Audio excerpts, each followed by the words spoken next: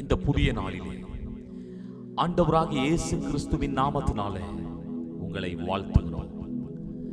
லூக்கா 7ஆம் அதிகாரம் 13ஆம் வசனத்தில் இயேசு அவளை பார்த்து அவள் மேல் மனதுருகி அழாதே என்று சொன்னார்.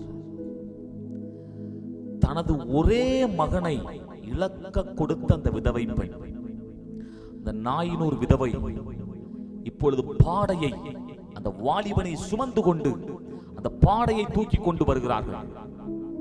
பின்பதாய் இந்த விதவை பெண் தன்னுடைய ஒரே மகனை, தனக்கு இருந்த ஒரே ஆதரவு, தனக்கு இருந்த ஒரே நம்பிக்கை, இவன் தான் தன்னை வாழ வைப்பான் என்கிற ஒரு நம்பிக்கையோடு இருந்த அந்த விதவை பெண்ணுக்கு அந்த ஒரே மகனும் மரித்து விடுகிறார்.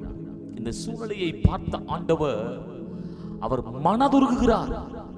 இந்த நாளிலும் கூட உங்க சூழ்நிலையை பார்த்து ஆண்டவராகிய கர்த்தர் மனதுருகுகிறார். உங்கள் நிலையிலே உங்களோடு கூட வேதனைப்படுகிற ஒரு தெய்வம் உண்டு. அவர்தான் ஆண்டவராகிய இயேசு கிறிஸ்து.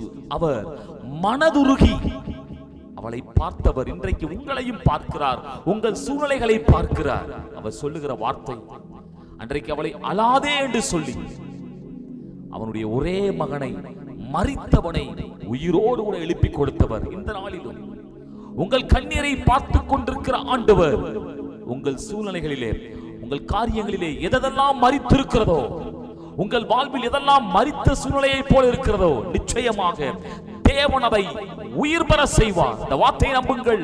இந்த வார்த்தையின்படியே கர்த்தர் அற்புதங்களை செய்வாராக. ஆமென்.